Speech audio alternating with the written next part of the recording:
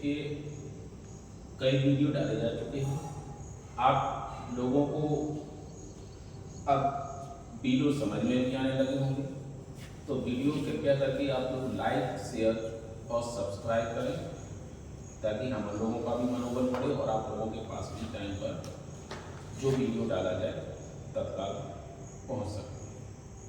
चलिए अब आगे चलते हैं। हिस्ट्री में जो चल रहे थे, अब एक वंश है पूर्वी चालुक्य। पूर्वी चालुक्य जो थे, इन्हें बेंगी के चालुक्य भी कहा जाता है।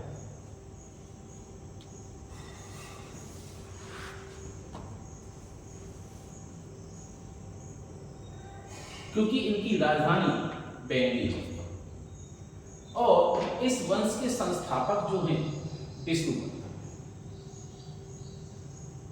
तो विष्णुवर्धन इस वंश के संस्थापक हैं। राजधानी बेंगी है। बेंगी आपकी आंध्र प्रदेश में आती है।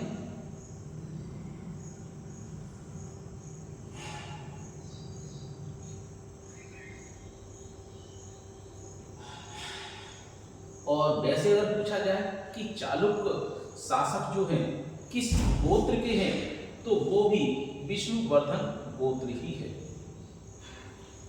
अब आते हैं अगला वंश है चालुक्य वंश, जो कल्याणी में स्थापित हुआ था। और यद्यपि इसकी पहली राजधानी जो है मानखेड़ रही है, और इस वंश के जो संस्थापक थे तैलपतुति थे। तैलपतुति राष्ट्रकूटों के सामंत थे और इन्होंने राष्ट्रकूटों से स्वयं को स्वतंत्र कराकर अपने एक नए राज्य की स्थापना की। और बाद में इसी वंश के एक शासक आते हैं सोमेश्वर, जिन्होंने अपनी राजधानी मानखेड़ के जगह पर कल्याण को बनाया या कल्याणी को बनाया। तो सोमेश्वर को अपनी राजधानी किसने बनाया? सोमेश्वर ने कल्याणी को अपनी राजधानी बनाया। अब देखिए इस वंश का जो अंतिम शासक है सोमेश्वर चतुर्थ है। अब देखिए इसमें सबसे ज्यादा प्रसिद्ध शासक या प्रतापी शासक के रूप में विक्रमादित्य चतुर्थ को जाना जाता है। और ये विक्रमादित्य चतुर्थ ही है जिसने अपने नाम पर चालुक्य संवत की स्थापना की। इसी को चालुक्य विक्रम संवत के नाम से भी जाना जाता है। अब चालुक्य संवत की स्थापना कब की थी? तो वह समय है 1076 AD या ईस्वी। तो 1076 ईस्वी में चालुक्य संवत की स्थापना। और इसी विक्रमादित्य षष्ठ के दरबार में ही दो प्रसिद्ध विद्वान भी निवास करते थे, जिनका नाम है बिल्हड़ और विज्ञानेश्वर। बिल्हड़ ने एक प्रसिद्ध पुस्तक लिखी है जिसे विक्रमांक चरित्र के नाम से भी जाना जाता है या विक्रमांक देव चरितम के नाम से जाना जाता है। विक्रमांक देव चरित्र।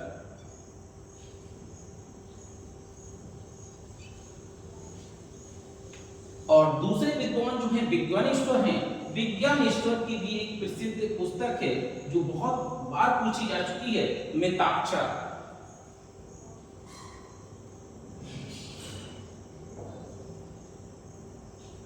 अब देखिए ये वही बिल्हड़ है जिन्होंने अपनी पुस्तक विक्रमांक देव चरित्र में चालुक्यों की उत्पत्ति का उल्लेख भी किया है।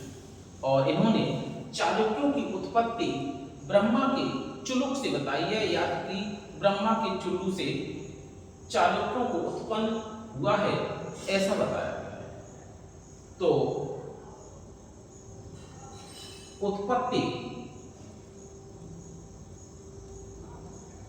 ब्रह्मा के चुलुक से किसमें बताया गया? स्रोत है इसका स्रोत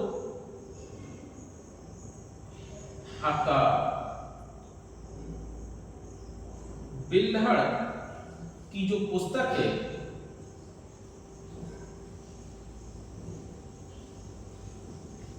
विक्रमांकदेव चरित, इसमें यह बात कही। तो विक्रमांकदेव चरित में इनकी उत्पत्ति के संदर्भ में कहा गया। विक्रमांकदेव चरितम बिल्हड़ ने पुस्तक लिखी है और यह विक्रमादित्य षष्ठ के दरबार में रहते थे, जिसके दरबार में एक और विद्वान निवास करते थे जिसका नाम था विज्ञानेश्वर। उन्होंने मिताक्षरा नामक पुस्तक लिखी है। और सबसे महत्वपूर्ण क्वेश्चन है कि चालुक्य संवत या चालुक्य विक्रम संवत 1076 ईस्वी में आरंभ। अब आते हैं अगले वंश के बारे में जो है पल्लव वंश। ये पल्लव वंश भी बहुत ही प्रसिद्ध वंश रहा है। इस वंश की स्थापना जो है सिंह विष्णु ने की और राजधानी कांची को बनाया। तो इन्हें एक और नाम से जाना जाता है कांची के पल्लव।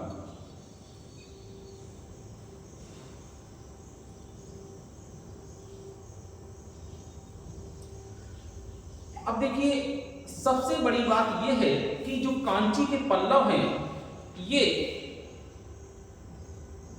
अपने समय के बहुत ही प्रसिद्ध और मजबूत शासकों में गिने जाते रहे हैं।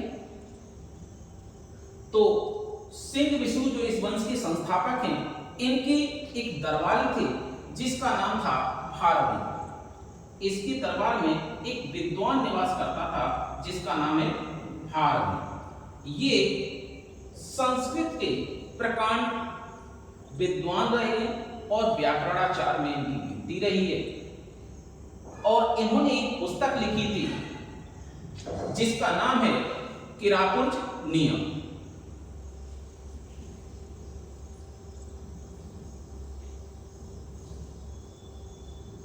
इसमें क्या है कि अर्जुन का युद्ध शिव से दिखाया है। अर्जुन का युद्ध किरात वेशधारी शिव से दिखाया है। किरात वेशधारी का मतलब है जो बाघ की खाल पहने हुए हैं शिव, उनसे अर्जुन का युद्ध दिखाया गया बहुत ही। और ये ग्रंथ जो है संस्कृत में लिखा है। और आपकी अभी पिछली क्लास में चर्चा भी की गई थी कि भारवी जो है इसका उल्लेख किसी अवलेख में भी किया। इसका उल्लेख ऐहोल प्रशस्ति में किया गया है और वह ऐहोल प्रशस्ति जो है रवि कीर्ति के द्वारा लिखी गई थी। और रवि कीर्ति ने अपने आप को भारवी और कालिदास के समान संस्कृत का व्याकरणाचार बताया। अर्थात उस जो प्रशस्ति है, ऐहोल प्रशस्ति है, उसमें भारवी और कालिदास का नाम उल्लेख भी किया है रवि कीर्ति ने। और रवि कीर्ति ने जो ऐहोल प्रशस्ति लिखी थी वह अपने शासक चालुक्य शासक पुलकेशन द्वितीय की प्रशंसा में लिखी थी। और ये चालुक्य शासक वही शासक है जिसने हर्षवर्धन को नर्मदा नदी के दक्षिण की ओर विस्तार करने से रोका था और उसने नर्मदा नदी के दक्षिण पर उसे पराजित किया था। जब उसने पराजित किया तो इससे हर्षवर्धन का दक्षिण की ओर विजय करने का स्वप्न जो था वो टूट चुका और अब उसने दक्षिण की बजाय उत्तर भारत पर ही विजय का अपना प्रयास किया और दक्षिण की ओर विजय करने का उसने जो मंशा थी वो समाप्त हो गई उसकी। अब आते हैं कि इसी वजह से ये दक्षिण के बहुत ही प्रसिद्ध शासक हैं चालुक्य शासक पुलकेशन द्वितीय, जिनका नाम आता है। और ये पल्लव वंश जो है ये वंश भी इसलिए इंपॉर्टेंट है, इसलिए महत्वपूर्ण है क्योंकि इसी वंश के शासकों का चालुक्य शासकों से युद्ध होता है। यहां तक कि इसने पुलकेशन द्वितीय की हत्या भी कर दी थी। तो अब आते हैं, आगे बढ़ते हैं। तो अब देखिए, जो इस वंश के अंतिम शासक हैं अपराजित बर्मन हैं, और इसी वंश के अन्य जो शासक हैं जैसे कि महेंद्र बर्मन ने कुछ पुस्तकें भी लिखी, अर्थात ये खुद एक विद्वान व्यक्ति रहे हैं।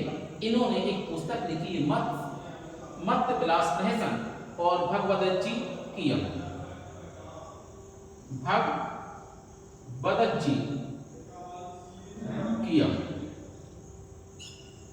ये पुस्तकें लिखी। अब देखिए, महेंद्र बर्मन ने अपनी इस पुस्तक मत्त विलास प्रहसन में कापालिकों का उपहास हो रहा है। इसमें क्या है? कापालिकों का उपहास उड़ाया। अब देखिए, ये महेंद्र बर्मन जो है अपने समय के एक नयनार संत अपार के प्रभाव में आने पर शैव धर्म को अपना लिया।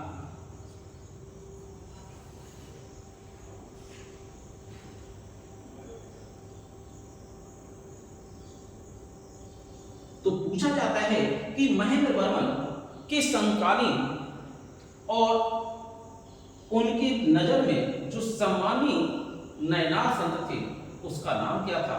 तो वो है अपार। अब देखिए, एक और शासक हैं नरसिंह बर्मन प्रथम।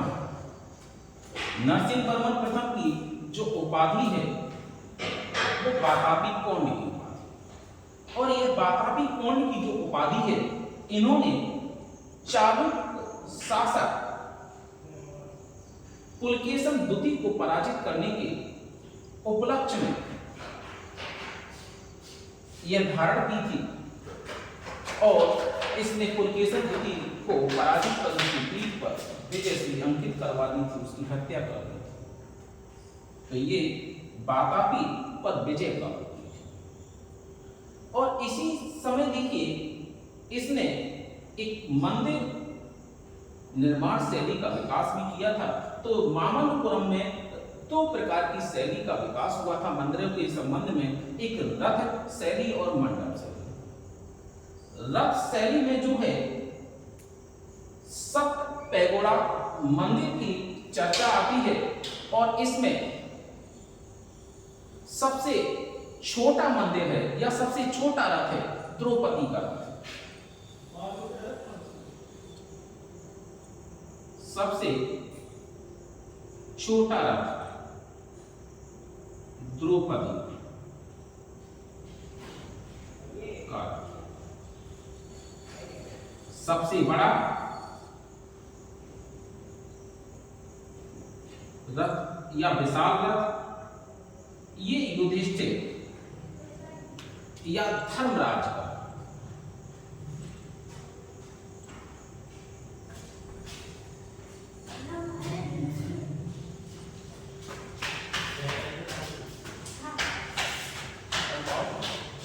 देखिए, मंडप शैली में जो है पंच पांडव मंदिर और बराह मंदिर चर्चा में रही है। तो ये नरसिंह बर्मन के समय। अब देखिए, नरसिंह बर्मन द्वितीय जो है इन्होंने भी मंदिर बनवाए हैं। एक मंदिर है मुक्तेश्वर का मंदिर, और एक है वैकुंठ पेरुमल का मंदिर। अब देखिए, इन्होंने कांची में कैलाश मंदिर भी बनवाया है। कहां पर? कांची में। और जो कैलाश मंदिर बनवाया था ये बहुत ही फेमस रहा है, क्योंकि एक एलोरा का कैलाश मंदिर और एक कांची का कैलाश मंदिर ये अक्सर पूछे जाते हैं। तो ये जो है कैलाश मंदिर है, इस कैलाश मंदिर को राज सिंहेश्वर मंदिर के नाम से भी जाना जाता है। राज सिंहेश्वर मंदिर के नाम से भी जाना। अब देखिए नरसिंह वर्मन जो द्वितीय हैं, इनके दरबार में एक विद्वान रहते थे हैं जिसे दंडी के नाम से भी जाना जाता है, और इनकी पुस्तक काव्यादर्श या 10 कमार चरित है। तो इनकी पुस्तक काव्यादर्श एवं 10 कुमार चरित।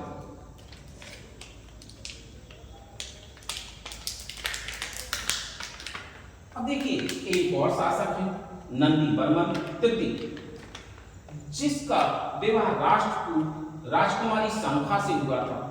और ये राष्ट्रकूट राजकुमारी है शंखा, ये किसकी पुत्री है? तो राजपूत शासक अमोघ वर्ष की, अमोघ वर्ष की पुत्री।